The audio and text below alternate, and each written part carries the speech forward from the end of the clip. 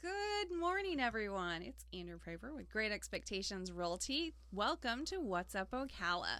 Today, I have a fantastic guest who has had much experience with the radio and podcast and so forth. So it should be a really great and fun show. Why don't you tell everyone who you are and where you work? Sure. My name is Nick Malillo. Thank you so much for having me. This is fun. And I am a business consultant. I work with a company called CoAdvantage. We are a PEO, the largest privately held PEO in the country. And my background's in sales and operations for the last 12 years up in New York, which is actually where I'm from.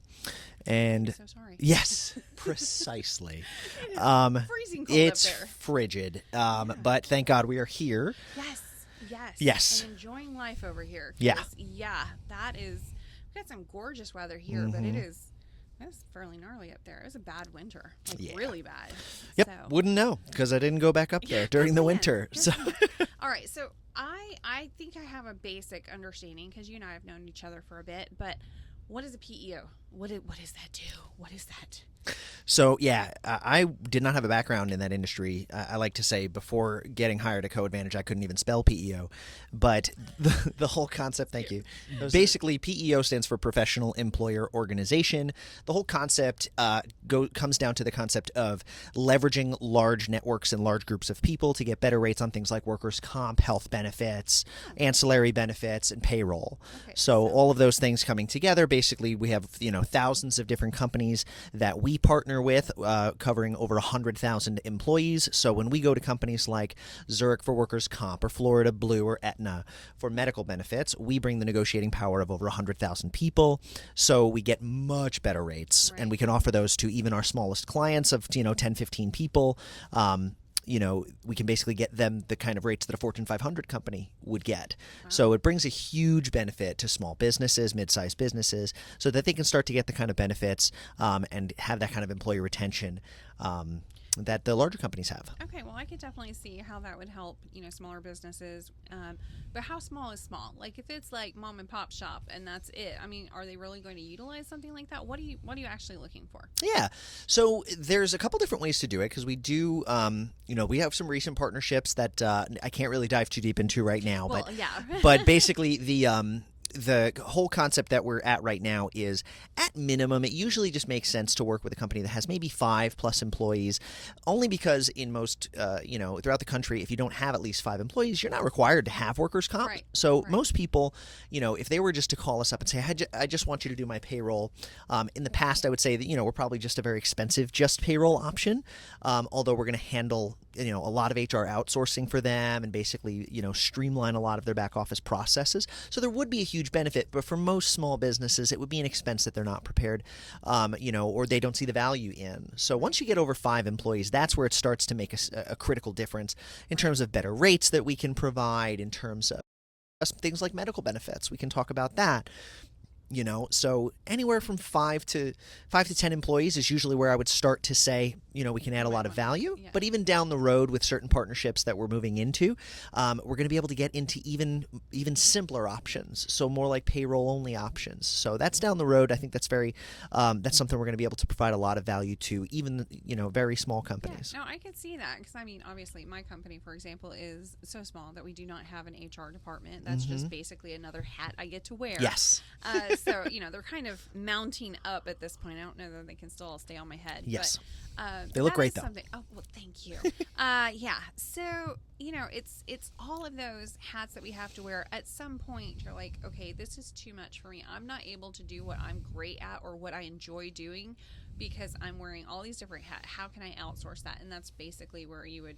And plus, HR, that's pretty complicated. It's complex. Someone said recently at a local chamber event, and the local CEP here is amazing. I'm an ambassador with the Bellevue Ocala CEP as well, and great. I love the team there. They're amazing and very engaged community there. Oh, yeah. But one of the things that somebody said recently is that there were over, I think it was 1,100 legislations proposed. All of the different changes for, yes. like HR related stuff and how businesses are yes. run and how they're business taxes, all those kind of things. Oh, yeah. And over 300 of them passed. Oh, And that was in a year. So that's the thing is like, Great. you know, what are you doing to keep up on all those things? No, nobody is, you know. Maybe you get a couple of Google alerts on, you know, the different things that pass that maybe are keyword specific to your industry. But for the most part, unless that's your primary focus, you're not keeping yourself up on that. So the main value that we wind up bringing to clients, small or large, is basically keeping them in compliance.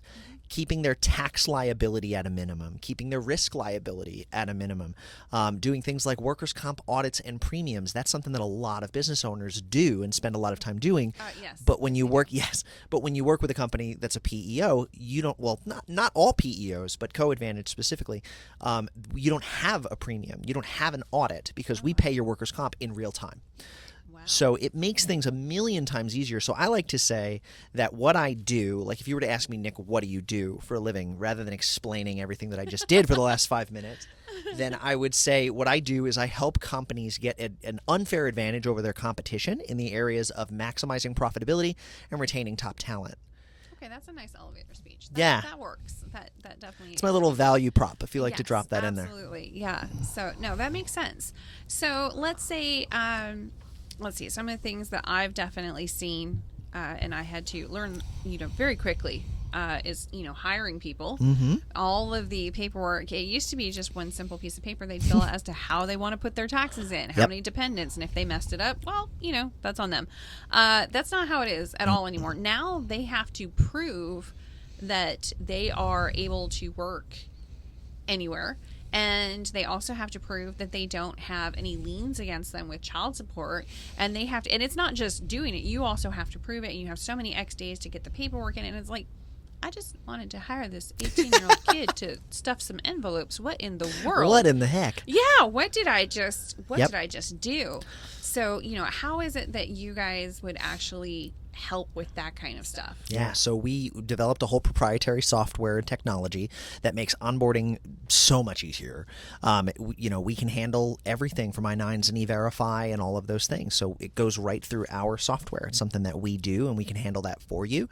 And it's kind of like, usually when we start going down that road, a lot of business owners will start to get a little nervous. And it's like, you're kind of getting in on my territory here, So the way I like to put it to business owners is to say, you're going to do the hiring, the firing, and you're going to have all of the control when it comes to the direction and marketing of your company. All we're going to do is we're going to handle and grab a lot of that liability and a lot of that admin. Yeah. A lot of that admin is going to sit on the paperwork. Of paperwork that the government requires you to turn in for them. So another one is if you do have to let somebody go, unemployment. Yep. You get to fill out all the fun paperwork. Unemployment. Yep. So is that something that would also go to you guys as Correct. well? Yeah. With a PEO, if you have to terminate somebody, before you do, we would usually suggest call us. So we can. What do you have documented? Yes, we need to make sure that you're not, the way you're doing it, you're not going to come back and get a wrongful termination and get some kind of, bias issue, anything like that. But that's the whole point of having a team of HR specialists that you can run everything by and that can keep you in compliance. I've actually seen fairly good-sized companies that get so inundated with HR issues. And they're not, they're not doing anything like wild or anything like that. They're just trying to do their job. They're running their business, and they're like, I'm retiring. I cannot handle this. They don't want to do it. Yeah. Because this is ridiculous. Even when I do everything I'm supposed to do right, I still end up getting sued, and it's like it's just getting crazy. So, I could definitely see them wanting to here, you take this headache. Yep. Exactly. And it's probably less expensive. I don't know. Oh, no doubt. But less expensive than hiring somebody that's a pro at HR. Oh, 100%. As soon as you have more than, I like to say to people, when you get to that point of somewhere between 15 and 30 employees is usually when most business owners hit the wall. Some hit it sooner and some can handle it longer. But usually somewhere in that neighborhood is where you start to hit the wall where you go, I can't do this anymore. Or I don't want to. I don't want to. It's too much. There's too much paperwork. There's too much liability. There's too much open risk. Yeah. There's so much going on. And someone, usually your accountant or your attorney, will start to tell you, you're dancing on an edge here. Yeah. Like you have a lot of things that are going on that could leave you liable to lawsuits and any kind of issues. Something as simple as an employee handbook. Yeah. Most people don't write an employee handbook, and if they do, they have, ChatGPT write it, or they try, or they try to do some kind of service that's going to charge you an arm and a leg to write you an employee handbook. But let's say you're a small business and you have 7 employees, and you want to come and want to work with us, and you say, we're going to ask you, do you have an employee handbook? And you're going to go, well, kind of do, and we're going to go, listen, send us what you got, and we will write it up. We don't charge you anything additional to do that because technically you're our partner now, so you're our liability. Right. So we want to make sure we are also limiting our risk as much as we're limiting yours. It makes sense. It makes so much sense. What about as far as, virtual assistants, because that has become something I know in property management, especially. I'm going to be speaking at the National Association for Residential Property Managers, and that is something I see over and over and over again, is they are outsourcing a lot of their admin to virtual assistants, and they could be all over the world. Sure. How are you guys handling that? Because that's a huge change. We exclusively work within the United States, just particularly CoAdvantage, the company that I'm working for. I know that is something that a lot of people are just doing and grappling with and handling in whatever way they need to, because the costs are so much less. And that's something we would discuss piece by piece, whether or not it makes sense to partner based on where your staff is, and whether or not that would work through our payroll system. But at the end of the day, that's another fun aspect of it, is a lot of people have employees in different states, and they have remote employees today. I spent the last 5 years working at Indeed. So I was a senior account executive for them, and that's what I did all day long. Was I would talk to small, medium-sized businesses and get their recruiting strategy together, their branding strategy together, all those things from an employer side. And it is amazing to me the way that today's labor market, today's employee talent pool is so aggressively looking for remote work, looking for a convenient way to make the kind of income they were making before or better, and there's so many different ways that you could do it. So it's such an interesting time to hire. It really is. I have to admit, I do enjoy working from home. There's just no way. I couldn't do something like this just working from home. And I wouldn't be able to, get out in the community as much and stuff like that. But, and then, working with my agents and stuff in the office is great. So I can't work from home all the time. I know that. But some days I do schedule, hey, I'm going to just focus on my paperwork and work on what I need to do. And I can't do that as easily in the office.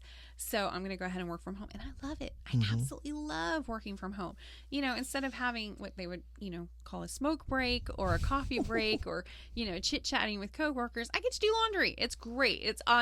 I know that sounds like weird that that's a joy, but it's something that I then have the weekend free. I don't think it's weird at all. I love it. I really do love it. So I can understand why people would, look for something like that, especially if they've got, kids in school and they have very odd hours or something. I could see how that's an issue. But on the negative to that is, instead of working, I'm doing laundry, or I'm with the kids, or I'm otherwise distracted. So yep. There's a plus side and a negative to it. Yeah, so, easy to get distracted. Yeah, at Indeed, I would work 3 days from home and 2 days in the office. And those 3 days at home, they were wonderful because I have 2 small kids. I have a 2.5-year-old and a 1-year-old. Wonderful and yet. Wonderful and yet distracting, incredibly distracting, because, they're adorable. And it's their own fault. It's their mother's fault mostly. But we are... you love spending time with your kids, spending time with your family, all those things, handling things around the house. It's one of those things where, a lot of times I love the fact that what I do during the day has me out and about in the community, because it gives me an opportunity to just kind of live my life and just kind of do the things that I'm going to do on a day-to-day basis. Because when I'm going to go to the dry cleaner, I can talk to them and have a conversation about, what are they using to do that and all that stuff. Two and for the price of one. 100%. Absolutely. And then my boss basically is like, yeah, you worked today. You did great. I'm sure, like, totally. I did so good. Is he watching this? Hey. Absolutely. Hey, Joel. Absolutely. You weren't just getting your dry cleaning done. You were actually I was doing drops. You were just dropping in and talking to the owners. Like, that's a legitimate thing. Exactly. Tax write-off, right? No. So what about all those tax write-offs? I mean, is that something you guys deal with all the taxes at the end of the year? So How much of that do you do? we handle all the employment related taxes. So we will set aside, like that process you were saying before of like you want to hire somebody, but now you need to go in and you need to determine how much is being withheld, and you need to make sure you put in all that information. It's payroll. Correct. You don't have to do all those things now, right? So we do those. And like you said, there are a lot of different payroll companies that will handle just that aspect of it, right?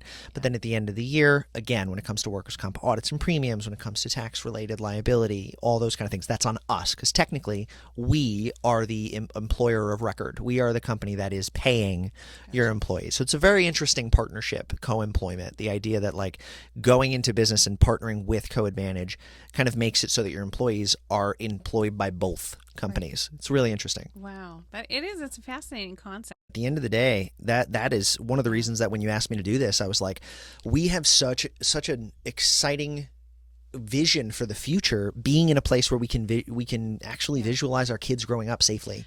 And there's a lot of people that come down here and they're like, oh, I saw the school ratings and the schools are terrible down there and stuff. That has not been our experience at all. In fact, both of our kids graduated high school with their associate's degree in hand. Wow. So for free, you get your associate's degree for free. All the books are covered. It's insane. Our son, he went into high school and he couldn't play a note, and he left high school playing the cello and the piano, and he actually got accepted to UF just on his cello playing. Wow. Because he was at Westport. They're very into theater and music and stuff. It's an art. They have art programs over there. Absolutely fantastic experiences with these kids. And we, I was homeschooled all my life, so I went into the school system with these kids going, I have no clue what I'm doing. No context whatsoever. No idea. They don't explain the downside of homeschooling is you have no idea what choices to make for your kids. So they both did some at home and they did some at the public schools.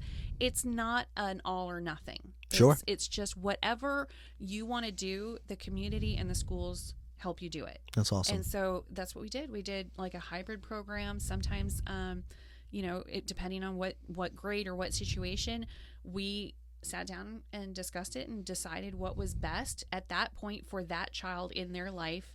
And we went with that. And the schools supported us. It's been absolutely fantastic. That's awesome.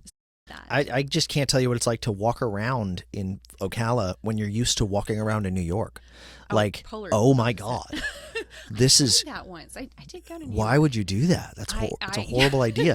See, like you're like this fresh baby bird. Like I was like this broken vulture with like mangled feathers everywhere. I came down here and everyone's just like, "Do you need a Band-Aid?" And I'm like, "What is going on?" For my soul. Like really, exactly. Like, please, can someone lay hands and pray for me? Yeah, but it was like it's very much the same. It's so different just being down here. Everybody says have a blessed day. Everybody says everybody says hi. They say hi. And people look you in the eye and they smile. Yes. I know my husband. He's lived here way too long because we went on a cruise a year or two back. Cruising, by the way, if you live in Florida, it's a thing. You basically have to go on cruises because it's at every port. You don't have to fly in to do this. I didn't know this. This is good. I'm glad you told me. It's a thing. It's great. So we went on a cruise and my husband comes to me. He's like, I don't know what's going on. He says, the staff and stuff, they keep greeting me and stuff. He's like, but as I go down the hallway and you're going down a hallway and somebody's coming the opposite direction, he goes, I keep saying good morning and good afternoon. And he's like, they don't make eye contact. What is wrong with these people? Like, what's going on? They're not from Florida. That's what I said. The problem. I was like, honey, you've been in Ocala too long. Most of the world, they think that you're trying to get something out of them, from them, or going to do something to them. Here's the worst Leave part. them alone. You want to hear the funniest thing, and I'm going to tell it myself because not only am I a New Yorker, but I spent the last 13 years of my life living in New York in network marketing. It's fun. like the easiest way to become everyone's least favorite person. Right. It's amazing. It's unless they're running with you in that arena and they want to do that. Oh my God, someone finds out that that's what you're doing and they just imagine doing it in New York. It's part of the reason that so many of the people in my circle were so proud of New York because they had done that. Yeah. in New York. Yeah. And it They was like, survived. it was such a point of pride to be like, not only did I make it in New York, but I also did something that was super unpopular and most people aren't willing to do. That sounds And like a bad day. That was That's like a bad day for years. Yep, Yeah. pretty much. It was hysterical. And when I finally woke up and was like, what am I doing? I'm going from person to person to person, trying to convince people to do something that they don't want to do. And everyone would say, well, that was your problem. You were trying to convince people. And it's like, no, what I mean is the number of people who actually had any kind of not only trust in other people to be willing to learn a totally different industry, thought process, mindset, anything, that was difficult enough to find. But then to find the person who had the damn audacity to actually go and do something like that. There's nothing wrong with the concept of network marketing. I'm not making fun of network marketing, right? My family's done it for 40 plus years. 3 generations of my family are financially independent because of that industry, right? But at the end of the day, what we're looking at is it's 2025. Everybody thinks they have a million different ways to be able to create wealth, and they're not doing any of them. Yes. Right? So they think they have 19 different options. They're just not doing any of them. Right. And then when you introduce a new option, immediately the question becomes, what are you trying to get out of me? How are you trying to take advantage of me? Everyone's trying to sell me something. Everyone's trying to take advantage of me. So the defensiveness, the guard, the fear, all of those things. I can't tell you the number of books that it took just to get to the point where you don't take personally the fact that people will look at you like a pariah because you say, hey, can I help you with something? Yeah. But that's like basically going to work every day and getting kicked and kicked and kicked while you're down, and then coming back and going, see, I'm strong. I survived it. That doesn't sound like a good day. It's a very dumb way to prove your strength. Yeah, it seems like a terrible, terrible plan. I would rather, go and do something I actually really love and really enjoy and say, this is what I accomplished. That seems like a much more fulfilling life. But I don't live in New York. I have visited there. We went up and did the family trip and everything, so we basically had no clue what we were doing. We learned a lot in a very short period of time, as you must if you intend on going to New York City. And we spent a few days there, and I just remember feeling very gritty. I don't know where the grit comes from. I believe it might be the subway system that we went on. But I just came in, I was like, I really just need to shower. I don't know where the dirt come from because I don't see any everywhere. Dirt, but it's just in the air. Clings it's to disgusting. you. What is this? It is one of the dirtiest cities in the country. I mean, you can't see the dirt, but you feel it. Like it was so weird. It was so bizarre. And I also did not know that the subways are in layers. And the further down you go, you could be 5 subways underneath the actual street, and the air is not air anymore down there. I had to learn so much so quickly.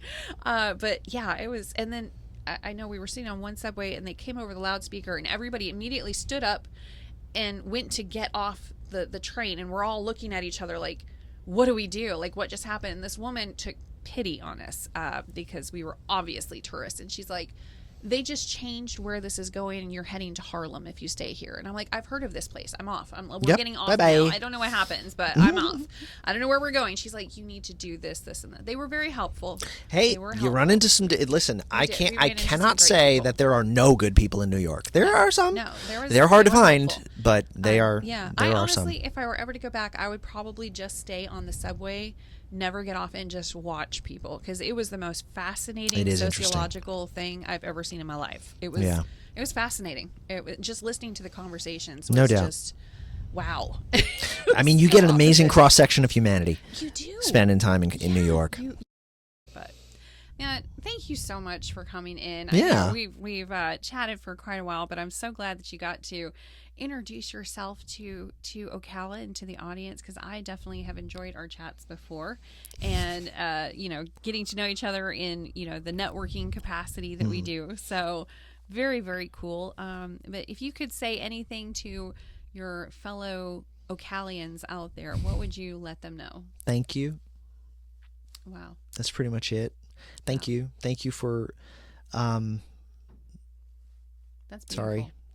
I would just say thank you. It is so refreshing to be able to come to a place where not only can we enjoy the weather, right, and enjoy weather's gorgeous. and enjoy the environment and all of that, but everywhere I go in Ocala, people are welcoming. People are glad we're here. Yes, there are some who are like, "Oh my God, another Northeastern person, okay? right? You can't have Another perfection. Northeasterner who moved down here, right? Okay, cool. As long as you know how to drive, we're okay with you. Well, I'm sure. I'm sure that my style of driving would probably scare some people. But I might be that guy that people are going like, man, what's he in a hurry to? But yeah. But it is such a beautiful place to be, and we're enamored by it. We love it. We love the people. We were just networking. I'm going to tell on her for a second, right? We were just networking and connecting, and with a couple of different people to talk about whether it was referring business or getting to know the different business owners and different businesses in the industry, in the area. And she just invited me to do this and was just kind of like, hey, I'm going to open up my time. She has this going on. She is running her own business. She has, the ability to sit with whoever she wants to. And I'm sure, you've done this a lot, right? But you're willing to, but you were willing to say, hey, you're brand new here. I want to learn a little bit about your experience coming here. We would love to talk. And the company thank you. that you represent is, of course, I absolutely had a great time talking with you and hearing your stories, because it's all about stories and people. But the company and just the idea behind that is, especially for a small business owner like myself, it was so unique. And I was like, you know what? People need to know about that. People need to know that that's out there, and you don't have to deal with the headache that you're currently dealing with. You don't have to say, you know what, I am just going to close up shop because I just cannot handle this anymore, and I just can't afford to hire somebody to come in and work for me that may also be yet another headache. So for everybody out there that is struggling with that, and that I feel your pain, and I want to give you another option and present another option. Wow, thank you so much for coming in this morning. I absolutely loved it. I'm sure everybody out there is going to love it as well. Can you just one more time tell everybody your name and a great way to get in touch with you? Sure. My name is Nick Melillo, and a great way to get in touch with me would be via my email, which I can give to you to post along with the video. Or honestly, I have no hesitation, especially because it's my business number, just throwing out my cell, if that's okay. Sure, absolutely. Put it on out there. 914-760-3789. Feel free to give me a call if that's something you'd like to discuss. Benefits, workers' comp, payroll, any of those things. Awesome. Thank you so much, Nick. We greatly appreciate it. All right. Thanks so much for joining us. We'll be back next week, same time, same place. Thanks for watching What's Up Ocala.